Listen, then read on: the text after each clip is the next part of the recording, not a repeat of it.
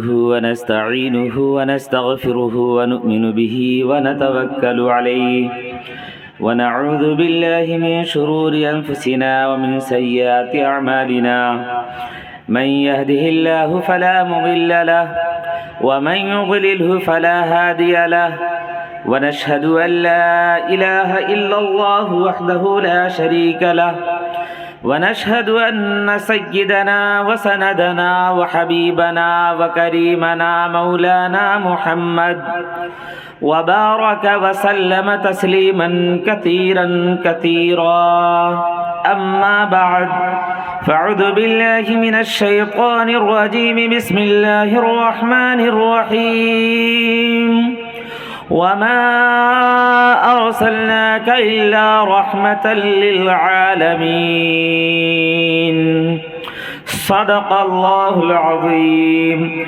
وقال النبي صلى الله عليه وسلم لا يؤمن أحدكم حتى أكون أحب إليه من والده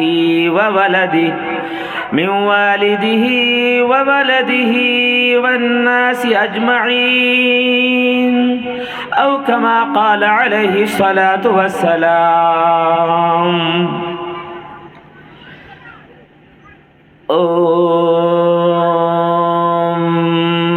भूर्भुवस्वः तत्सवितुर्वरेण्यं भर्गो देवस्य धीमहि धियो यो नः प्रचोदयात् द्वादशयां शुक्लपक्षस्य माघमासी माधवम् जाते ददर्शतुः पुत्रं पितरष्टमांसु वेदाहमेतं पुरुषं महात्मादित्यवरणतमसः प्रस्तात् इदं जनावश्रुतनरा संस्थविष्यते वर्षमारस्य निजिहीर्ति दिविष्मानाव स्पर्शः उष्टुरायस्य प्रवाहनो वधुमन्तो दुविर्दश एतस्मिन्नन्तरे मलीच्छाचार्यन् समन्वितः महामदैति ख्यात शिष्य शाखा समन्वितः।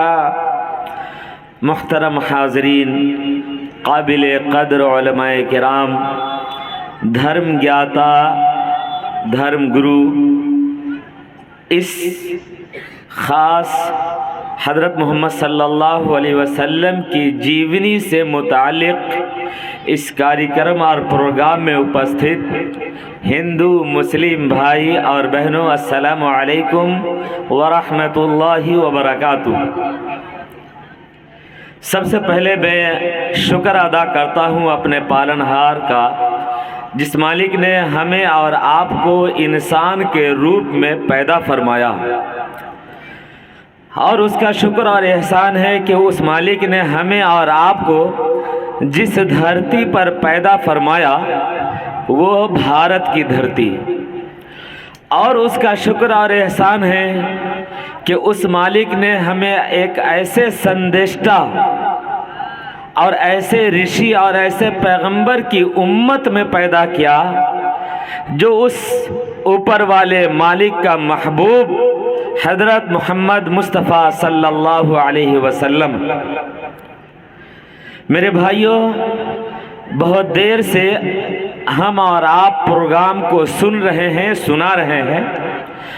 बार बार 2-3 नाम आया है हमारे बीच, नबी, रसूल, मोहम्मद।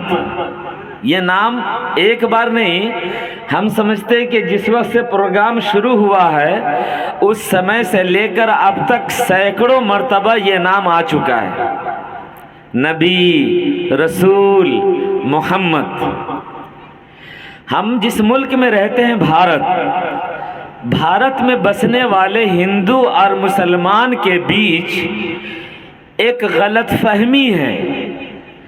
मुसलमान ये समझता है कि हज़रत मोहम्मद सल्लल्लाहु अलैहि वसल्लम जो अल्लाह के, ईश्वर के, परमेश्वर के, परमात्मा के अंतिम संदेष्टा आखिरी नबी हैं, ये सिर्फ मेरे नबी हैं। मुसलमान ऐसा समझता है कि हज़रत मोहम्मद सल्लल्लाहु अलैहि वसल्लम सिर्फ़ और सिर्फ हम मुसलमानों के नबी हैं। और हिंदू भी ऐसा ही समझता है कि मोहम्मद सल्लल्लाहु अलैहि वसल्लम का हमसे कोई ताल्लुक़ और रिश्ता और नाता नहीं। ये मोहम्मद मुसलमानों के पैगंबर हैं, मुसलमानों के संदेष्टा हैं, मुसलमानों के रसूल हैं, मुसलमानों के नबी हैं।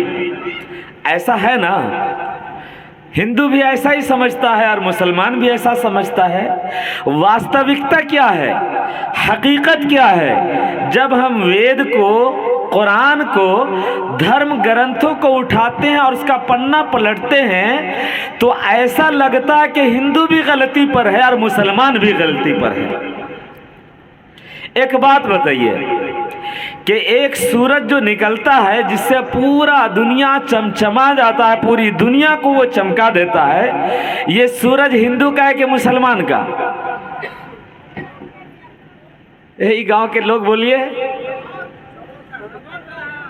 सबका है ना? हम लोग इसमें पानी पीते हैं, ये पानी हिंदू का है कि मुसलमान का? सबका है। जिस धरती को खोद के हम घर बना देते हैं, जिस धरती को चीर के नीचे से पानी निकाल लेते हैं, ये धरती मुसलमान की है या हिंदू की? सबकी।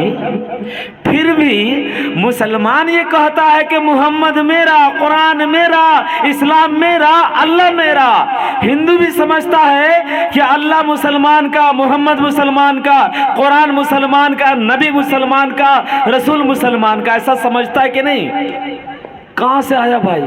ये बात न वेद ने समझाई, ये बात न गीता ने समझाई, न ये बात रामायण में आई, न ये बात बाइबल में आई, न ये बात कुरान में आई, न ये बात मोहम्मद ने बताई, न ये बात श्री राम जी ने बताई, न ये बात श्री कृष्ण जी ने बताई। बिन बोले इतनी बड़ी गलती को हिंदू ने भी अपने मन में बैठाया और मुसलमान ने भी अपने मन में बैठाया। ये गलत है कि नहीं है? नहीं है। ये मोहल्ला वाला पूरा साइलेंट है। अरे भाई, मेरे हाथ में ये मोबाइल आप लोग देख रहे हैं ना, इस मोबाइल का 3 मूड होता है। मोबाइल का 3 मूड होता है। एक मूड होता है जनरल मूड। जब मोबाइल जनरल मूड में होता है और कोई आदमी फ़ोन करता है तो मोबाइल टन टन बजता है, घंटी बजती है। दूसरा इसका मूड होता है वाइब्रेशन मूड, कि कोई फ़ोन करता है तो घंटी नहीं बजती है मगर मोबाइल थरथराता रहता है। और इस मोबाइल का तीसरा मूड भी है। उस तीसरे मूड को बोलते हैं साइलेंट मूड। कोई फ़ोन आता है तो न थरथराता है न बजता है, चुपचाप उब डुब करता रहता है। ऐसा है ना? हम लोग भी यहाँ पर जो बैठे हैं तो हम लोगों का भी 3 मूड होना चाहिए, या तो जनरल मूड, वाइब्रेशन मूड या साइलेंट मूड। आप बताइए कौन से मूड में रहना चाहते हैं? साइलेंट में, जनरल में? ये मोहल्ला पूरा साइलेंट है।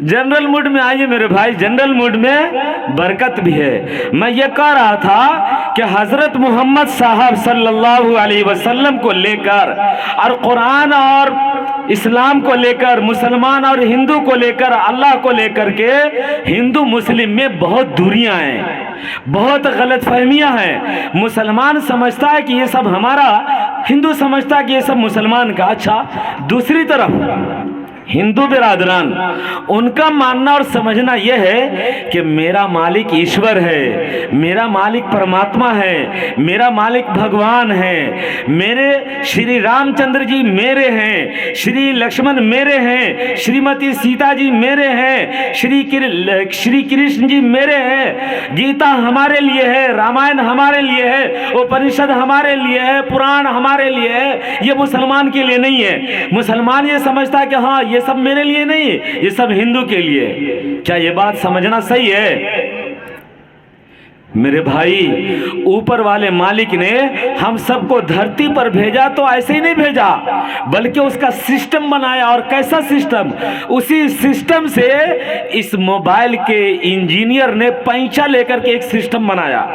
मालूम है ये मोबाइल ईश्वर ने बनाया या इंसान ने? आइए जनरल मोड में। ये मोबाइल इंसान बनाया या ईश्वर ने? इंसान ने। आप जब जाइएगा नया मोबाइल खरीदने के लिए दुकान में, तो दुकानदार दिखा देता है ये इतने का, ये इतने का, ये इतने का, ये इतने का। जब खरीदिएगा तो वो सील पैक होता है, डब्बा में पैक होता है। आप खरीद करके लेके आइए, जब डब्बा खोलिएगा तो डब्बा में से खाली मोबाइल नहीं निकलेगा, बल्कि मोबाइल के साथ साथ उसका एक चार्जर निकलता है, वॉकमैन निकलता है, और साथ में एक छोटी सी किताब होती है, बुकलेट, छोटी किताब होती है। उस छोटी सी किताब में सारा सिस्टम लिखा हुआ होता है कि इस मोबाइल को कैसे यूज करना है। जैसे अगर कोई आदमी हमको आपको फोन करता है तो हम लोग लाल बटन दबाते हैं कि हरा बटन? वाइब्रेशन, जनरल मोड में आइए, फोन रिसीव करने के लिए कौन सा बटन दबाते हैं? हरा बटन। अगर कोई आदमी मोहल्ले का ये कहे कि अरे ये मोबाइल जब तक दुकान में था तो इसका मालिक दुकानदार था, अब जब हम पैसा देके इसको खरीद लाए हैं तो इसके मालिक तो हम हो गए, तो अब इस मोबाइल को मेरा कानून मानना है। अब इंजीनियर का कानून नहीं चलेगा इस मोबाइल पर, मेरा कानून चलेगा। और आपने अपना कानून ये फिट किया मोबाइल को, कहा है मोबाइल सुनो, अब जब कोई फोन आए तो हम हरा बटन नहीं दबाएंगे, लाल बटन दबाएंगे, और तुमको रिसीव भी होना है, बात भी कराना है। 1,00,000 मरतबा आप लाल बटन दबाइएगा तो बात कराएगा मोबाइल? काहे न कराएगा? इस मोबाइल के बनाने वाले इंजीनियर के रूल को छोड़ दिया और एक कस्टमर ने अपना रूल फिट किया, अपना कानून फिट किया, मोबाइल ने कानून मानने से इनकार कर दिया, बात नहीं कराता है। वही इस मोबाइल का जो बनाने वाला इंजीनियर होता है, उसका रूल जब तक इस पर चलता है, ये बात कराता है कि नहीं कराता? रिकॉर्ड भी कराता है, बात भी कराता है, दिखाता भी है, सुनाता भी है, सारा काम करता है। बिल्कुल इसी तरह हमारे आपके पालनकर्ता मालिक ने जब हमें इस धरती पर भेजा तो साथ में बुकलेट भी भेजा कि ये इस इंसान को कैसे जीना है, कैसे मरना है, क्या बोलना है, क्या नहीं बोलना है, क्या खाना है, क्या नहीं खाना है, क्या देखना है, क्या नहीं देखना है, क्या सुनना है, क्या नहीं सुनना है, क्या जायज़ है, क्या नाजायज़ है, ये सारा संविधान, कानून, रूल उसमें लिखा हुआ। बट हम और आप उस रूल को पढ़ते नहीं है, देखा देखी, देखा देखी, देखा देखी, देखा देखी, हम सब लोग काम कर रहे हैं। ऐसा ही है ना? बस ऐसा अपने बाप दादा से सुना है कि अल्लाह मुसलमान का है, ईश्वर हिंदू का है, कुरान मुसलमान का है, रामायण हिंदू का है, मोहम्मद मुसलमान का है, राम हिंदू का है, इसलिए हम हिंदू और मुसलमान भी ऐसा ही मान रहे हैं ना। सच्ची बात तो यही है, चाहे आप हाँ कहिए, चाहे 2.5 किलो का सर हिलाइए। आप सच्ची बात तो यही है कि हमने लोगों से ऐसा सुन रखा है, वरना आप उठाइए गीता, वेद, रामायण, बाइबल, कुरान, उपनिषद, पुराण, किसी भी मजहबी किताब को उठा लीजिए, सारी किताबों में ये लिखा है अंतमा मनु जातमा, ये वेद का मंत्र है, टुकड़ा, अंतमा मनु जातमा। इस पूरे संसार में जितने इंसान हैं वो सब के सब एक माता पिता की संतान है। वेद को कहते हैं संस्कृत में आदि ग्रंथ। आदि ग्रंथ, आदि का मतलब होता है पहला, फर्स्ट, और ग्रंथ का मतलब होता है किताब। आदि ग्रंथ का मतलब हुआ पहली किताब। हमारे हिंदू बिरादरान, सनातन धर्मी बिरादरान वेदों को अभी इस मदरसे को रामनगर करारी कचार के मुखिया जी जयप्रकाश साहब ने 5100 रुपये से मदद किया है। बहुत ही खुशी की बात है कि इनके देने को हम सब के लिए बड़ी खुशाइंदगी की बात है।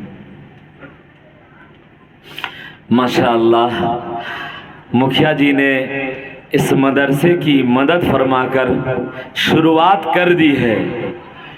मुखिया जी का मदरसे को आगे बढ़ाने की कोशिश में मुआविन बनना, मददगार बनना, ये एक संदेश और पैगाम है हम तमाम हिंदू मुस्लिम औरत मर्द सब के लिए कि जो शिक्षा का केंद्र हो, जहाँ शिक्षा दी जाए, जहाँ तालीम दी जाए, वो किसी एक के लिए नहीं बल्कि हम पूरे समाज की जिम्मेदारी होती है कि दाम में दिर में सुख ने उसको आगे बढ़ाएं और उसके लिए भला चाहते रहें। दोस्तों, मैं ये बता रहा था कि वेद का संदेश ये है कि धरती पर बसने वाले सारे इंसान एक माता पिता की औलाद है। और कुरान मजीद का पैगाम ये है, या अय्युहन्नास इन्ना खलकनाकुम मिन दकरिन व उन्सा, ऐ लोगों हमने तुम सारे लोगों को, सारे इंसानों को एक माता पिता से बनाया है और पैदा किया है। अगर एक माँ बाप की औलाद 10 हो तो 10 का रिश्ता आपस में भाई बहन का रिश्ता होता है। यही अगर तादाद बढ़ जाए, 10 के बजाय 20 हो जाए तो सबका रिश्ता भाई भाई होगा। यही 20 के बजाय 100 हो जाए तो 100 का रिश्ता भाई भाई होगा।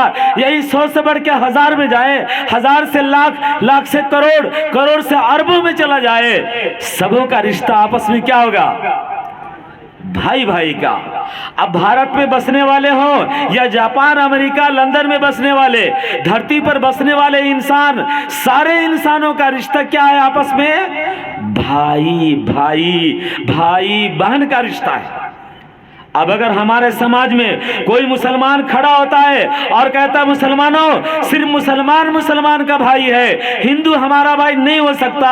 अगर कोई हिंदू समाज से खड़ा होता है और कहता है कि लोगों हिंदू हिंदू का भाई है, मुसलमान हमारा भाई नहीं हो सकता है, ये दोनों ऐसी बातें कहने वाले समाज के लिए एक पॉइजन है, समाज के लिए एक जहर है, समाज के लिए एक कैंसर है, जो न सिर्फ समाज को खोखला करता है बल्कि पूरे देश और मुल्क को तबाह करता है। मेरे भाई, पैगाम लिखा है किताब में, जहां लिखा है वहां पढ़ते नहीं, जहां पढ़ते हैं वहां लिखा नहीं। तो हम सब लोगों का रिश्ता आपस में, हिंदू हो या मुसलमान, भाई भाई का रिश्ता है। लेकिन भाई के ताल्लुक से हजरत मोहम्मद सल्लल्लाहु अलैहि वसल्लम ने एक बात कही है, सुनिएगा हमारे हिंदू मुस्लिम सारे लोग भाई, सारे भाई और बहन, ये बात सुनिए गौर से, खास तौर पर मुसलमानों से ये बात मैं कह रहा हूँ। हजरत मोहम्मद सल्लल्लाहु अलैहि वसल्लम जिनकी याद में आज का प्रोग्राम रखा गया, फरमाया ला युमिनु अहदुकुम, तुम में का कोई भी आदमी आस्था वाला हो ही नहीं सकता, ईमान वाला हो ही नहीं सकता, हत्ता युहिब्ब लिअखीही मा युहिब्बु लिनफ्सी, जब तक अपने दूसरे भाई के लिए वही चीज न पसंद करने लगे जो अपने लिए पसंद करता है। जब तक अपने दूसरे भाई के लिए वही चीज न पसंद करने लगे जो अपने लिए पसंद करता है, तब तक वो ईमान वाला नहीं हो सकता है। आप बताइए, यहां पर हम सब लोग ईमान वाले हैं या बेईमान? साइलेंट मोड में है, कम से कम वाइब्रेशन में आइए। हम सब ईमान वाले हैं या बेईमान? बेईमान क्या है? ईमान वाले। ईमान वाले की पहचान हजरत मोहम्मद सल्लल्लाहु अलैहि वसल्लम बता रहे हैं, तुम में से कोई भी शख्स उस वक्त तक ईमान वाला नहीं हो सकता, चाहे औरत हो या मर्द, उस वक्त तक उसके पास ईमान नहीं हो सकता जब तक अपने दूसरे भाई और दूसरी बहन के लिए वही चीज न पसंद कर ले जो अपने लिए पसंद करता है। अब जरा गौर कीजिए, मुसलमान अपने लिए पसंद करता है कि मैं सुकून में रहूं, शांति में रहूं। वही मुसलमान अगर हिंदू के लिए ये पसंद करे कि इसकी शांति खत्म हो जाए, इसका अमन चैन खत्म हो जाए, तो आप बताइए आपकी अदालत में वो ईमान वाला है क्या? नहीं ना। इसका मतलब यह है कि आज के बाद मुसलमान यहाँ का जो अपने लिए पसंद करता है वही हिंदू भाई के लिए पसंद करेंगे इंशाअल्लाह। फिर कह रहा हूं, साइलेंट मूड है, बोलिए इंशाअल्लाह। अरे भाई, इतनी चोरी लेके मत बैठिए, इतना सारा, इतनी सारी गलत फहमियाँ हैं मुसलमानों के दिलों में। मुसलमान समझता है कि हिंदू मेरा भाई नहीं है, हिंदू भी समझता है कि मुसलमान मेरा भाई नहीं है। हकीकत यह है कि किताब चीख चीख कर कहती है, कुरान बताता है, हदीस में है, मोहम्मद सल्लल्लाहु अलैहि वसल्लम ने बताया, श्री रामचंद्र जी ने बताया, श्री कृष्ण जी ने बताया, इन सब लोगों का पैगाम संदेश मौजूद है कि हम सब एक दूसरे के लिए भाई बहन हैं। तो भाई बहन का सबूत देना चाहिए ना। मेरे भाइयों, मैंने वेद का एक मंत्र पढ़ा था सबसे पहले आपके बीच, जिसमें हजरत मोहम्मद सल्लल्लाहु अलैहि वसल्लम के बारे में ये बात बताई गई, ईदम जनाब शरुत नराशंस भविष्यते। लोगो गौर से सुनो, नराशंस की बड़ी तारीफ की जाएगी। एक शब्द आया है वेद में, यजुर्वेद, ऋग्वेद, सामवेद, अथर्ववेद, चारों वेद में आया है। ए लोगो गौर से सुनो, नराशंस की तारीफ की जाएगी। एक शब्द है नराशंस। नराशंस ये दो शब्दों से मिलकर बना है, एक है नर, दूसरा है आशंस। नर का मतलब होता है मर्द, पुरुष, और आशंस कहते हैं तारीफ किया हुआ शख्स। अरबी जबान में हम्द का मतलब होता है तारीफ, और मोहम्मद का मतलब होता है तारीफ किया हुआ पुरुष, तारीफ किया हुआ शख्स। गोया अरबी जबान में मोहम्मद और संस्कृत जबान में नराशंस दोनों सेम एज इट इज मिल जाता है। अथर्ववेद कांड नंबर 20 सूक्त नंबर 127 मंत्र नंबर 1 के अंदर है ये बात। ए लोगों गौर से सुनो, नराशंस की खूब तारीफ की जाएगी। उस नराशंस को 60,090 दुश्मनों से मैं बचाऊंगा। जिस समय मक्का में हजरत मोहम्मद सल्लल्लाहु अलैहि वसल्लम के पास ईश्वरीय संदेश आया कुरान की शक्ल में, और हजरत मोहम्मद सल्लल्लाहु अलैहि वसल्लम को आदेश मिला कि मोहम्मद ये संदेश बता दो धरती पर बसने वाले लोगों को कि इस धरती का बनाने वाला मालिक एक अकेला है। वही दिन लाता है, वही रात लाता है, वही सुबह लाता है, वही शाम लाता है, वही जिंदगी भी देता है, वही मौत भी देता है, वही सारी कायनात का निजाम को संभाला हुआ है, वो अपनी जात में एक अकेला है। ये संदेश और ये पैगाम बता दो लोगों को। हजरत मोहम्मद सल्लल्लाहु अलैहि वसल्लम एक पहाड़ पर चढ़े और पूरी कौम को बुलाया। जब सारे कौम के सब लोग आ गए तो कहा, लोगों ला इलाहा इल्लल्लाह पढ़ लो, कामयाब हो जाओगे। ला इलाहा इल्लल्लाह का मतलब है, ला इलाहा इल्लल्लाह कहते हैं एक खुदा के एक मानने को। इसी को संस्कृत भाषा में कहते हैं ब्रह्म सूत्र। एकम ब्रह्म द्वितीय नास्ति नेहना नास्ति किंचन। एकम ब्रह्म, ब्रह्मा एक है, द्वितीय दूसरा, नास्ति नहीं है, नेहना हरगिज नहीं है, नास्ति नहीं है, किंचन कांच के टुकड़ा के बराबर भी नहीं है। यही संदेश हजरत मोहम्मद सल्लल्लाहु अलैहि वसल्लम ने दिया। उस वक्त पूरे मक्का में जो लोग आबाद थे उनकी तादाद थी 60,090। पूरे मक्का के लोगों की आबादी थी 60,090। गौर कीजिए, पैगंबर आया अरब में, मक्का में ऐलान कर रहे मक्का में, और उनकी खबर दी गई है भारत में, वेद में। लोगों गौर से सुनो, नराशंस की तारीफ होगी, उसको 60,090 दुश्मनों से बचाऊंगा। जैसे ही मोहम्मद सल्लल्लाहु अलैहि वसल्लम ने यह पैगाम दिया, पूरा मक्का दुश्मन हो गया। जिस मोहम्मद सल्लल्लाहु अलैहि वसल्लम के इशारे पर सब लोग मरने को तैयार रहते थे, दिन के उजाले रात के अंधेरे में कहते थे कि आप सच्चे हैं, आप अमानतदार हैं, आप कभी झूठ नहीं बोलते, आप कभी खयानत नहीं करते, आप कभी किसी को लड़ाते नहीं, लड़ते नहीं, मरते नहीं, आप सबों का भला करते हैं। उसी पैगंबर ने जब ये सदा लगाई और कहा कि लोगों मान लो कि हमारा तुम्हारा मालिक एक अकेला है, हम सब लोग उसकी पूजा के लिए पैदा किए गए हैं, तो सब के सब लोग दुश्मन बन गए।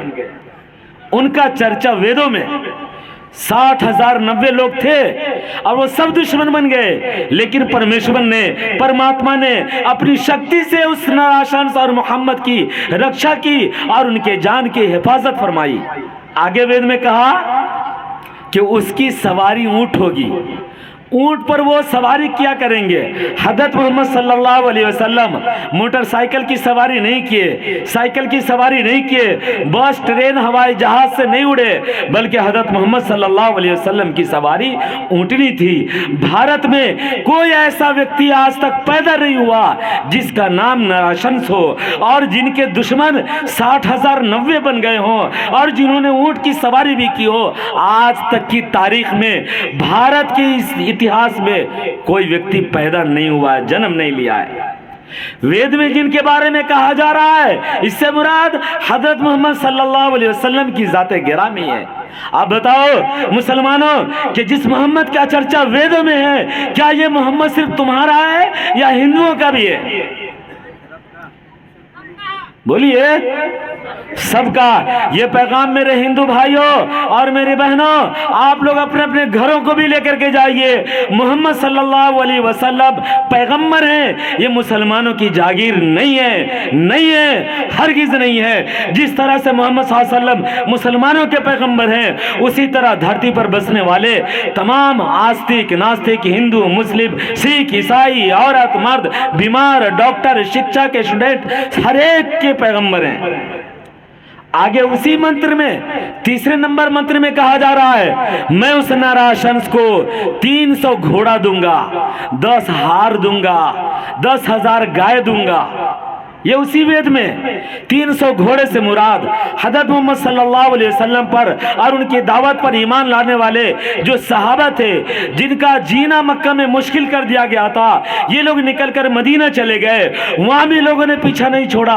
उस वक्त लोगों ने हमला किया हज़रत मोहम्मद सल्लल्लाहु अलैहि वसल्लम पर और उनके साथियों पर। उस वक्त उनकी तादाद थी 313 और हमला करने वालों की तादाद थी 1000, मगर 313 ने मिलकर 1000 के छक्के छोड़ा दिया। कहा 300 घोड़े देंगे। घोड़ा बहादुरी की पहचान है, बहादुरी की अलामत है। यानी इस 313 ने मिलकर के हजारों पर फतह हासिल की, कामयाबी हासिल की। कहा 10 हार देंगे, माला। हार औरत पहनती है कि मर्द? साइलेंट मूड में से आइए। हार माला औरत पहनती है कि मर्द? औरत। माला मोती का होता है या पत्थर का? ई मोहल्ला में से बोलिए कोई भाई। मोती का ना। वो मोती जब औरतें लड़कियां पहनती है अपने गले में, तो उसके गले के चारों तरफ एक के बाद एक, एक के बाद एक, एक के बाद एक, एक के बाद एक, एक के बाद एक मोतियां लगातार जुड़ी हुई मोतियां होती हैं, जो उनके गर्दन को हुस्न बख्शता है, खूबसूरती में इजाफा करता है। हजरत मोहम्मद सल्लल्लाहु अलैहि वसल्लम के 10 साथी ऐसे थे जो हर वक्त मोतियों की तरह अगल बगल अगल बगल अगल बगल में रहते थे। कहीं ऐसा ना हो कि दुश्मन हजरत मोहम्मद सल्लल्लाहु अलैहि वसल्लम पर हमला कर दे। उनको कहते हैं अरबी में अशरा मुबशरा। 10 ऐसे सहाबा जिनको इसी दुनिया में ऊपर वाले ने सर्टिफिकेट दे दिया कि इनके लिए स्वर्ग कंफर्म है, जन्नत कंफर्म है। तो 10 हार से मुराद वो 10 साथी हैं जो हजरत मोहम्मद सल्लल्लाहु अलैहि वसल्लम के इर्द गिर्द अगल बगल 24 घंटे रहते थे। फिर आगे कहा 10,000 गाय देंगे। गाय, गाय काय को भाई? मुसलमान सुन के खुश हो रहा होगा अंदर अंदर में। गाय काय को भाई?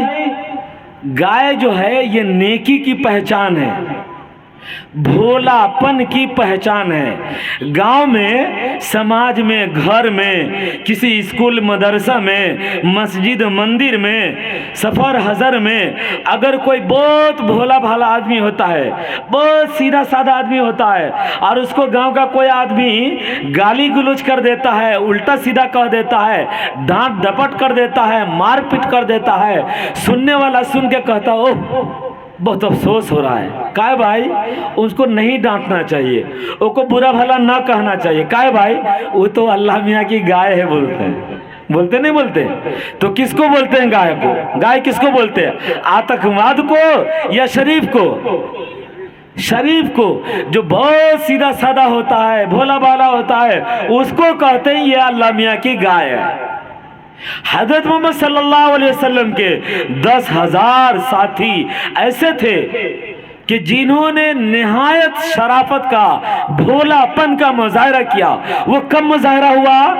जब हज़रत मोहम्मद सल्लल्लाहु अलैहि वसल्लम अपने 10,000 साथियों के साथ मदीना से निकलकर मक्का आए और मक्का पर फतह और कामयाबी हासिल की। उस वक्त पूरे सहाबा की तादाद 10,000 थी।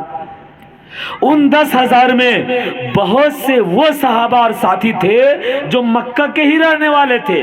मक्का के लोगों ने, सरदारों ने और वहाँ के लीडर और नेताओं ने वहाँ से निकलने पर मजबूर कर दिया था, उनको तकलीफें पहुंचाई थी, उन्हें मारा पीटा था, घर से बेघर कर दिया था।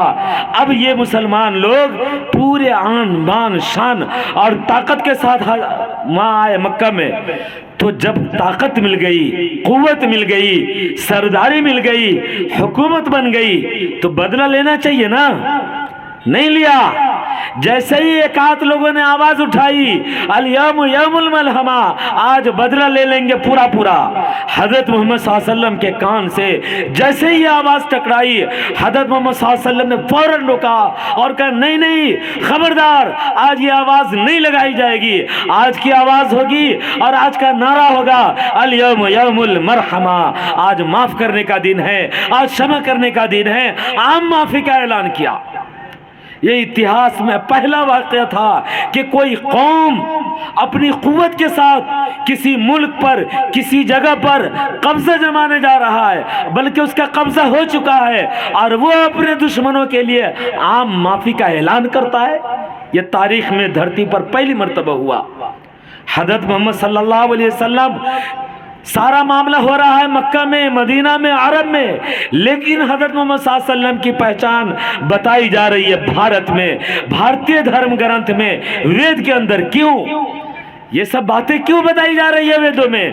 ताकि भारत में बसने वाले हिंदू हो या मुसलमान, आस्तिक हो के नास्तिक, उन सबको ये मालूम हो जाए कि हज़रत मोहम्मद सल्लल्लाहु अलैहि वसल्लम किसी एक की जागीर नहीं है, नहीं है, नहीं है। अगर हज़रत मोहम्मद सल्लल्लाहु अलैहि वसल्लम पैगंबर है तो वो सारी मानवता के लिए पैगंबर है, हर इंसान के लिए पैगंबर है, चाहे वो जो भी हो, जहाँ के भी हो, जैसी हालत में भी हो, सारे के पैगंबर हैं। हज़रत मोहम्मद सल्लल्लाहु अलैहि वसल्लम जिस तारीख में जन्म लेने वाले थे, भारत के अंदर उसके बारे में बताया गया। द्वादशयाम शुक्ल पक्षस्य माधवे मासी माधवम जाते ददर्शतुहा पुत्रम पितरौ हष्टमांसु। द्वादशयाम, चंद्रमा की 12 तारीख को उनका जन्म होगा, चांद की 12 तारीख को उनका जन्म होगा। उनके जन्म लेते ही दुखी लोगों के जीवन में खुशियां आ जाएंगी। हज़रत मोहम्मद सल्लल्लाहु अलैहि वसल्लम का जन्म कौन सी तारीख में हुआ था? 12 रबीउल अव्वल को, यानी चांद के हिसाब से जो तारीख चलती है, जो कैलेंडर चलता है, चांद के हिसाब से चलने वाले कैलेंडर के हिसाब से हज़रत मोहम्मद सल्लल्लाहु अलैहि वसल्लम का जन्म कुरान के इस अनुसार 12 तारीख को हुआ। पैदा हो रहे मक्का में, खबर मिल रही है भारत में। क्यों? इसलिए कि भारत में बसने वाले हिंदू को भी, मुसलमान को भी, सबको इस बात का यकीन हो जाए कि मोहम्मद किसी खास कौम के, खास मुल्क के नहीं है, बल्कि धरती पर बसने वाले सारी मानवता के पैगंबर हैं। अगर ये ना होता तो बहुत सारे हिंदू, बहुत से मुसलमान यही समझते कि मोहम्मद का जन्म हुआ है मक्का में तो वो मक्का वालों के पैगंबर है, भारत वालों के लिए नहीं। नहीं, ये पैगंबर ऊपर वाले की ओर से बनाए गए हैं, वो सारे इंसानों के लिए पैगंबर हैं। और आगे बढ़िए, महाभविष्य पुराणम, अध्याय नंबर 3, स्कंध नंबर 3, श्लोक नंबर 5 से लेकर 8 तक लगातार बताया जा रहा है। लिंग छेदी शिखाहीनः शमशरुधारी सदूषकाः उच्चलापी सर्वभक्षी भविष्यति। कि जब वो जन्म लेंगे तो उनका जन्म लेने के बाद खतना नहीं किया जाएगा, वो पैदाइशी तौर पर खतना किए कराए होंगे। सर पर जट्टा नहीं रखेंगे, चोटी नहीं बांधेंगे, दाढ़ी पालेंगे, उच्चलापी आजान देंगे, मुसल ए नए व समझ का रहा, मुसलमानों के नाम से पहचाने जाएंगे। न केवल शाकाहारी होंगे, न केवल मांसाहारी होंगे, बल्कि वो मिश्राहारी होंगे। कभी वो गोश्त खाएंगे, कभी वो सब्जी खाएंगे, और हलाल गोश्त खाएंगे। जिस जानवर पर अल्लाह का नाम, ईश्वर का नाम, परमात्मा का नाम न लिया जाए, उस जानवर का गोश्त नहीं खाएंगे। आप बताओ, हजरत मोहम्मद सल्लल्लाहु अलैहि वसल्लम का जन्म हुआ तो उनका खतना बाद में किया गया या खतना किए कराए जन्म लिए थे? बाद में नहीं हुआ, खतना किए कराए थे। सर पर जट्टा नहीं रखे थे, चोटी नहीं बांधते थे, दाढ़ी रखे थे, ऊंची आवाज में बात करते थे, अजान देते थे, मुसलमानों से अपनी पहचान कराई। कभी हलाल हराम जानवर का गोश्त नहीं खाया। जब भी ज़बह करते तो अल्लाह का नाम ले करके ज़बह करते। कभी गोश्त खाते, कभी सब्जी खाते। पैदा हो रहे हैं मक्का में, खबर मिल रही है भारत में। क्यों? ताकि भारत में बसने वाले हिंदू, मुस्लिम, औरत, मर्द सबको मालूम हो जाए कि मोहम्मद केवल मुसलमानों की जागीर नहीं है, बल्कि सारी मानवता के पैगंबर है। आगे बढ़िए। उसी पुराण में महाभविष्य पुराण अध्याय नंबर 3 स्कंद नंबर 3 श्लोक नंबर 8 के अंदर एतस्मिन्नंतरे मलिक्षाचार्यान समन्विता महामदइति ख्यात शिक्षा शाखा समन्विता, कि उनका ज़हूर वो रेगिस्तानी इलाके के रहने वाले होंगे, पथरीली इलाके के रहने वाले होंगे। उनका नाम मोहम्मद होगा। उनका नाम मोहम्मद होगा। उस मोहम्मद के बारे में यजुर्वेद अध्याय नंबर 31 मंत्र नंबर 18 में बताया गया, वेदा में तम पुरुषम महात्मा, वेदा में तम पुरुषम महात्मादित्य वर्ण तमसा प्रस्तात्। गौर से सुनिएगा, बात आप खत्म कर रहे हैं। इसको तोड़ तोड़ कर अगर पढ़ेंगे तो होगा वेद अहमदम पुरुषम महात्मा। अहमद वेद हैं। वेद का माना होता है इल्म, ज्ञान, नॉलेज। अहमद ब्रह्मा का ज्ञान रखने वाले, ब्रह्मा के बारे में इल्म रखने वाले, ईश्वरीय संदेश का ज्ञान रखने वाले महान पुरुष हैं। रोशन सूरज की तरह अंधेरों को खत्म करने वाले हैं। उपासक के लिए उनको जानना, उनको मानना जरूरी है। किसी भी उपासक को उन्हें माने बगैर मोक्ष की प्राप्ति नहीं होगी। मोक्ष प्राप्ति का यही एक मार्ग है, इससे हटकर दूसरा कोई मार्ग नहीं है। गौर से सुनिए, आखिरी बात। हज़रत मोहम्मद सल्लल्लाहु अलैहि वसल्लम का दो नाम, एक नाम अहमद, दूसरा नाम मोहम्मद। वेद के अंदर ये बात बताई जा रही है कि अहमद ब्रह्मा का ज्ञान रखने वाले महान पुरुष है। रोशन सूरज की तरह अंधेरों को, गुमराही को, बददीनी को, अधर्म को खत्म करने वाले हैं। उपासक के लिए उन्हें मानना जरूरी है। किसी भी उपासक को उन्हें माने बगैर मोक्ष की प्राप्ति नहीं होगी। मोक्ष प्राप्ति का यही एक मार्ग है, यही एक रास्ता है। इससे हटकर दूसरा कोई रास्ता नहीं है। ये बात वेद में आखिरी किताब कुरान मजीद, उसमें अल्लाह ताला इरशाद फरमाता है, क़ुल इन कुंतुम तुहिब्बून अल्लाह फत्तबिऊनी युहिब्बुकुमुल्लाह। अगर तुम्हें अंतिम संदेशा आखिरी पैगंबर से प्रेम है, मोहब्बत है, अगर तुम्हें मुझसे प्रेम है, अल्लाह कहता है अगर तुम मुझसे प्रेम करते हो, मुझसे मोहब्बत करते हो, तो मेरे भेजे हुए आखिरी पैगंबर की पैरवी कर लो, मान लो। ऊपर वाला अपनी नज़र में तुझे अपना प्रेमी बना लेगा। मेरे हिंदू और मुस्लिम भाइयों, आप बताइए, अब हजरत मोहम्मद सल्लल्लाहु अलैहि वसल्लम सिर्फ मुसलमान के पैगंबर या हिंदू मुस्लिम सब के पैगंबर? बोलिए। ई मोहल्ला तो पूरा साइलेंट है। अरे वाइब्रेशन मोड में आइए भाई, आखिरी बात खत्म कर रहा हूं। हजरत मोहम्मद सल्लल्लाहु अलैहि वसल्लम सिर्फ मुसलमान के पैगंबर या सारे इंसानों के पैगंबर? सारे इंसानों के पैगंबर। मुसलमानों, आप भी अपने जहन में ये बात बैठा लीजिए। हिंदू भाई और बहनों, आप लोग भी आप ये पैगाम अपने जहनों में रख लीजिए। मोहम्मद सल्लल्लाहु अलैहि वसल्लम हम सब के पैगंबर है। मोहम्मद सल्लल्लाहु अलैहि वसल्लम का संदेश क्या था? उनका संदेश ये था कि तुम सब लोग जिस मालिक की मर्जी से आए हो, उस मालिक की आज्ञा का पालन कर लो, सफलता मिल जाएगी। एक बार कृष्ण जी के पास कुछ लोग आए और लोगों ने कहा कि ओ कृष्ण जी, हमें क्या करना चाहिए जिससे जीवन में शांति मिले? तो कृष्ण जी ने कहा, तमेव शरणम गच्छा सर्वभावेन भारत, तमेव शरणम गच्छा सर्वभावेन भारत, तत्प्रसादात् प्राम शांतिम स्थानम प्राप्स्यासि शाश्वतम। हर प्रकार से उस मालिक की शरण में जा। उसकी शरण में जाने से, उसकी पनाह में जाने से हर प्रकार की शांति मिलती है। आप बताइए, श्री कृष्ण जी का यह पैगाम सही था कि गलत? सही था ना? यही संदेश हज़रत मोहम्मद सल्लल्लाहु अलैहि वसल्लम ने भी दिया। लोगों, जिस मालिक ने अपनी इच्छा से तुझे भेजा इस धरती पर, उस मालिक के आज्ञा का पालन कर लो। इस धरती पर भी तुम महबूब हो जाओगे और मरने के बाद भी तुम महबूब रहोगे। यही तो पैगाम था हज़रत मोहम्मद सल्लल्लाहु अलैहि वसल्लम का। श्री कृष्ण जी ने लोगों को पैगाम दिया, सर्वधर्मान परित्यज्य मामेकम शरणम वर्जा। लोगों सुनो, जब से ये संसार बनाया गया है, जब से ये धरती वजूद में आई है, तब से ऊपर वाले का पैगाम ये रहा है और ऐलान ये रहा है, मामेकम, मैं एक हूं, शरणम वर्जा, मेरी शरण में आ जा, मेरी पनाह में आ जा।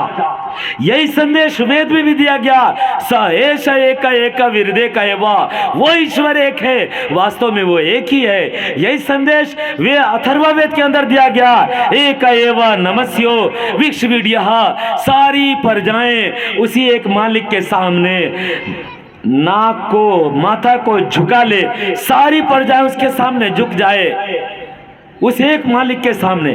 यही पैगाम तो लेके आए थे मोहम्मद सल्लल्लाहु अलैहि वसल्लम। क्या मोहम्मद सल्लल्लाहु अलैहि वसल्लम ने यह पैगाम दिया था कि मेरी पूजा करो, मेरी भक्ति करो? कभी कहा? नहीं कहा। क्या कृष्ण जी ने कहा था कि मेरी पूजा करो, मेरी भक्ति करो? क्या श्री रामचंद्र जी ने कहा था कि मेरी पूजा करो? बल्कि इन तमाम लोगों ने, धरती पर बसने वालों को यह पैगाम दिया था कि लोगों, जिस मालिक ने अपनी इच्छा से भेजा है, उस मालिक के आज्ञा का पालन कर लो, उस मालिक की बात को मान लो, उस मालिक की नजर में महबूब हो जाओगे। एक मिसाल बताता हूं, सुनिए। श्री रामचंद्र जी, श्री लक्ष्मण जी, श्रीमती सीता जी जंगल में वनवास का जीवन बिताया। जब वापस आए तो दरमियान में बहुत सारे वाकयात हुए, बड़ी घटनाएं घटी, लेकिन एक फंक्शन हुआ, एक प्रोग्राम, कार्यक्रम हुआ। उस कार्यक्रम में एक फूल का माला श्री लक्ष्मण जी के हाथ में दिया गया और कहा कि ये माला अपनी भाभी को पहनाकर उनका स्वागत कीजिए। तो लक्ष्मण जी की भाभी कौन थी? श्रीमती सीता जी। कहा सीता जी को ये माला पहनाकर उनके पवित्र होने का स्वागत कीजिए। श्री लक्ष्मण जी फूल का माला लेके आगे बढ़े और रुक गए। लोगों ने पूछा क्या हुआ? तो कहा रे, जहाँ पर मेरी भाभी बैठी हुई है वहाँ पर तो और भी बहुत सी औरतें हैं, उन औरतों में मेरी भाभी कौन है मुझे मालूम ही नहीं है। कह रहे, इतने दिनों तक जंगल में वनवास का जीवन बिताया, साथ में रहे, अब तुम्हें मालूम नहीं कि तुम्हारी भाभी कौन है? कहाँ मुझे मालूम नहीं है कि मेरी भाभी कौन है, मैंने उनके चरणों के सिवा कुछ देखा नहीं है। यानी अपनी भाभी की एड़ी के सिवा, पैर के सिवा कुछ नहीं देखा है। जरा गौर कीजिए, भारत में बसने वाले हिंदू, मुस्लिम, औरत, मर्द, नौजवान, बच्चों और बच्चियों, सब लोग सुनो, अब जरा गौर करके सुनो कि श्रीमती सीता जी ने अपने देवर से कितना पर्दा किया होगा, किया होगा ना। और देवर होने की हैसियत से लक्ष्मण जी ने भी अपनी भाभी का कितना आदर, मान और सम्मान किया होगा कि कभी धोखे से भी देखने की कोशिश नहीं की।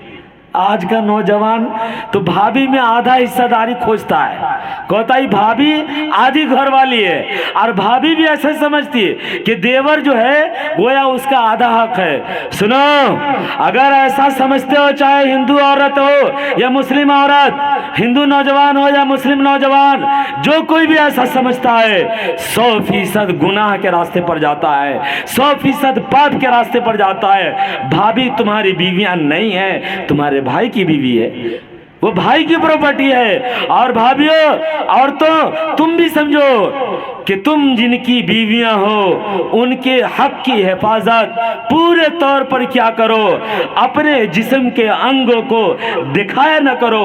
इससे नुकसान तुम्हारा है, गांव वाले का कोई नुकसान नहीं है, तुम्हारा नुकसान है, तुम्हारे ऊपर खतरे होंगे। जिस देश में रहते हैं, इस देश के जो महान लोग गुजरे हैं, उन लोगों के जीवन से यही शिक्षा मिलती है। श्री मोहम्मद सल्लल्लाहु अलैहि वसल्लम का ज़माना है। श्री मोहम्मद सल्लल्लाहु अलैहि वसल्लम ने अपने ज़माने में लोगों को क्या तालीम दी? का अल मुस्लिमु मन सलिमन नासु मिन लिसानी व यदी। असल में मुसलमान तो वो है जिसके हाथ से और जिसके ज़बान से दूसरे इंसान महफूज रहें, जिनके हाथ से और जिनकी ज़बान से दूसरे लोग, चाहे वो हिंदू हो या मुस्लिम, अगर दूसरे लोगों को तकलीफ होती है, वास्तविकता ये है कि वो मुसलमान नहीं है, सिर्फ मुसलमान के जैसे हैं, परंतु मुसलमान हकीकत में नहीं है। मुसलमान वो है जिसके हाथ से और जिसके ज़बान से दूसरे इंसान महफूज हो। आज ऐसा मुसलमान खोजने से भी नहीं मिलता। मेरे हिंदू भाइयों और मुसलमान भाइयों, ज़रा इस पैगंबर की सीरत को पढ़ जाइए, जो पैगंबर धरती पर आकर लोगों को अनमोल संदेश दिया। ऐसा संदेश, ऐसा पैगाम कि अगर उस पैगाम को ले लिया जाए तो इंसान सचमुच इंसानियत के प्लेटफॉर्म पर आ जाएगा। मेरे भाइयों, आज इंसान से डरने लगा। इंसान हवा में उड़ रहा, पानी में तर रहा, धरती पर चल रहा, पर इंसान से डर रहा है। होना तो ये चाहिए कि आपस में खैरखाई और मोहब्बत होती, लेकिन ये उस वक्त होगी सबसे ज़्यादा जब हम किताब को पढ़ेंगे और धर्म का ज्ञान रखने वाले लोगों के साथ उठ बैठ करके उनसे शिक्षा लेकर अपने आप को भी आगे बढ़ाएंगे, तब होगा। मैं अल्लाह ताला से दुआ करता हूँ कि अल्लाह ताला हम तमाम हिंदू मुस्लिम सबों के दिलों को आपस में सचमुच ऐसा जोड़ दे कि हम सब लोगों में भाई होने का सबूत जाहिर होने लगे कि हम सचमुच इंसानी रिश्ते के, खूनी रिश्ते के भाई हैं, और हम सब लोगों के दिलों को आपस में जोड़ दे और हम सब लोगों से भारत में कुछ अच्छा काम ले ले। आमीन व आखिर दावाना अल्हम्दुलिल्लाहि रब्बिल आलमीन।